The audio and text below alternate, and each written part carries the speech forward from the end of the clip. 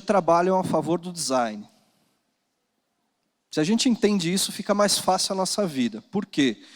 A ciência, ela trabalha sob uma perspectiva de inovação científica que tem a ver com essa questão de inovação cognitiva. Então tem a academia pesquisando, ou as áreas de P&D das organizações pesquisando e tudo mais. E a tecnologia trabalha com a visão de inovação operativa, ou seja, tem um monte de gente técnica, especializado, e aí vem o designer e trabalha a visão da inovação sociocultural. Então, por que isso aqui é importante? Porque muitas vezes quando a gente fala de inovação, as pessoas confundem, acham que é só a tecnologia, acham que é só a ciência, e não pensam, não conseguem compreender que a inovação, do ponto de vista de serviço, de experiência, ele tem uma visão mais orientada ao design. Tá? Existem alguns modelos para a gente pensar em inovação, não vou entrar tanto nisso, mas assim, a gente consegue pensar em inovação em duas escalas, basicamente. Olhando para o contexto interno da empresa, modelo de negócio, modelo de gestão, ou externo, pensando no produto, serviço, modelo de negócio da empresa. Tá? E aí tem essa questão de categorias, né? Diferentes categorias de inovação, radical, disruptiva. E esses conceitos são conceitos que são importantes a gente saber, porque muitas vezes a gente está falando que aquilo é uma inovação radical e na verdade não é, ele é uma inovação incremental. Vou dar uns exemplos para vocês. Alguém já ouviu falar disso aqui? É o drone que está sendo desenvolvido com a Uber e Embraer para nós. Então poderemos utilizar esse tipo de veículo, se eu não me engano, até 2 pessoas futuramente. Isso é uma inovação radical. Por que isso é uma inovação radical? Porque ele é uma nova oferta em um novo mercado. Por isso que ele tem essa característica. Desculpe, em um mercado existente. Por isso que ele tem essa característica. Alguém já viu isso aqui? Já viram essa foto? Uma máquina de ressonância magnética, né, toda desenhada, bonitinha. Eu quero contar rapidinho a história disso aqui para vocês. Quem aqui já fez exame de ressonância magnética alguma vez? Quase todo mundo, né? É uma das melhores experiências da nossa vida? Não é. Sala gelada, parece que a gente está no Himalaia. Aquele barulho fica fazendo umas luzinhas e tal. Né? A máquina toda cinza. Enfermeiro, médico, alguns são gentis, outros muitas vezes não são. Agora, se imagina para uma criança fazer isso. Né? Um designer da GE Healthcare, nos Estados Unidos, trabalha dentro de uma área de P&D, sempre desenvolvendo tecnologia de ponta e tudo mais. E um dia que ele foi fazer uma entrega de uma máquina dessa em um hospital, ele descobriu uma informação que ele não tinha recebido no briefing que passaram para ele, que é 80% das crianças que vão fazer ressonância magnética precisam ser sedadas. Sedação tem riscos colaterais. Né? Tem gente que não pode ser sedado. Se a gente pensa sob a perspectiva do usuário, pode gerar problemas. Para o hospital, é um custo adicional, né? Do ponto de vista de administração do recurso. Então, o que ele fez?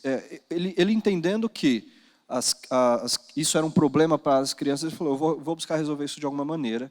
E aí ele chegou, depois de todo um processo de imersão, entendimento, crianças participando de workshop com ele e tudo mais, ele chegou nesse conceito. Hoje a GE vende isso como um serviço. Vende como um serviço para os hospitais, mas também eles entendem como um design de experiência. Então, como que hoje funciona? A criança que vai fazer o exame recebe em casa, os pais recebem em casa um kitzinho, por exemplo, se é a máquina do pirata, ele vai receber um chapéuzinho do pirata, com um livrinho que vai contar uma história para ele, com um DVD que a mãe pode pôr no carro, ou uma história que pode colocar no carro enquanto leva no trajeto de casa até o hospital.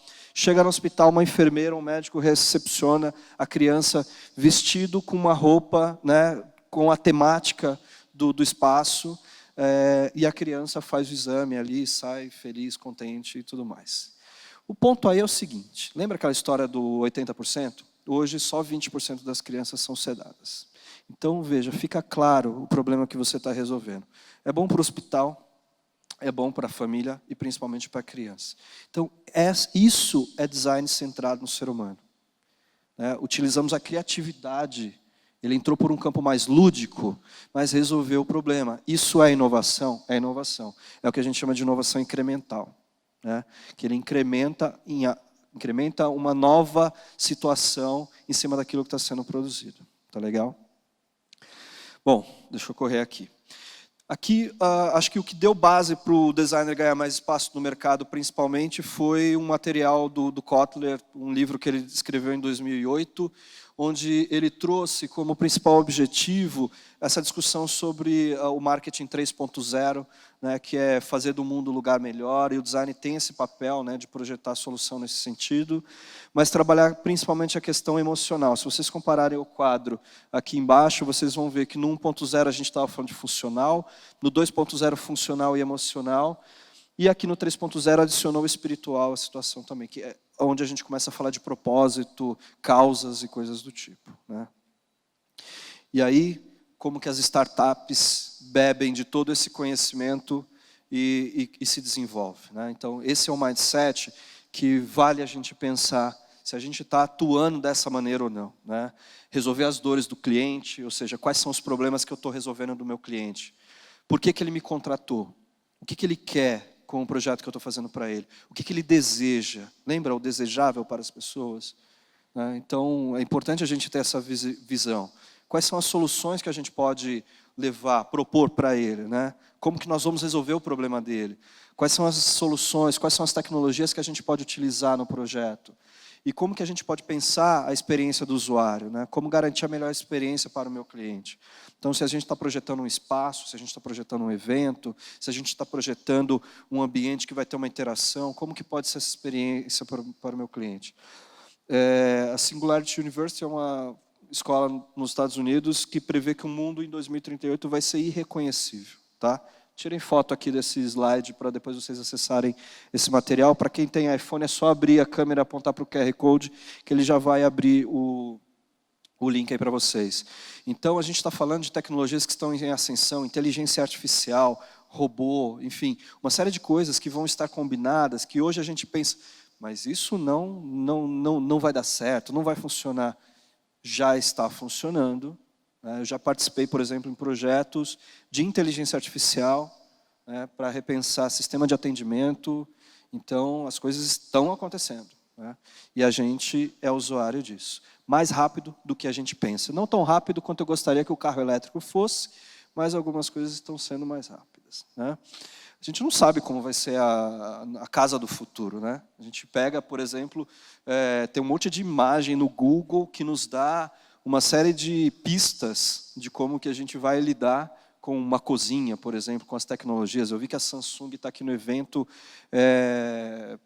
trazendo umas novas tecnologias, o que eles estão chamando de My Family Hub. Fiquei curioso para entender o que é, mas eu acredito que já sejam apostas um pouco voltadas para essa Smart Home, né? Talvez a gente vai ter as receitas, né? Isso aqui tem até o símbolo da Whirlpool ali, né? Que é a marca que produz Brastemp, Consul, né? Então, daqui a pouco a gente vai começar a ter a receita do lado ali do nosso, no nosso fogão, no nosso próprio fogão, né? E aí tem coisas desse tipo, né? Alugar móveis é o futuro da decoração, ou seja, provocações que a gente pode começar a entender o que está acontecendo no nosso mercado que pode influenciar a maneira como a gente trabalha hoje, amanhã e principalmente daqui 2 semanas, né? Porque é isso, a mudança está vindo muito rápida, né? Então a gente tem que se adaptar ou lutar contra ela. Eu gosto mais de me adaptar, acho que faz mais sentido a gente evoluir em conjunto, né? Então, se eu pego 3 grandes áreas que eu andei atuando aí nos últimos tempos para trazer um pouco de visão para vocês, a administração ela tem uma visão de mundo que tem a ver com economia e livre iniciativa, tem como fonte de análise o mercado, setores econômicos, economia e tudo mais. E tem como métodos a estratégia, o planejamento, controle, gestão, né? É uma área que é extremamente importante a gente conectar com as demais áreas, né? Se a gente pensa o design, ele tem como visão de mundo transformar a vida das pessoas, né? Fazer o mundo um lugar melhor para se viver, né? O mundo como expressão, a criatividade como meio para inspiração, a inspiração como meio para a criatividade e vice-versa. E tem esses métodos de criação, exploração, teste, prototipação, enfim. E a tecnologia tem uma visão de mundo que é impactar uma grande quantidade de pessoas, né? Buscar escala milhões, bilhões de pessoas. Então, como que a gente une todos esses mundos, e não só estes, outros mundos, o mundo da engenharia, de novas áreas de conhecimento que estão surgindo, o mundo da ciência e assim por diante, né? Então, não dá mais para trabalhar de forma isolada, a gente tem que trabalhar de forma multidisciplinar, né? Se a gente quer inovar, a gente tem que trabalhar de forma multidisciplinar.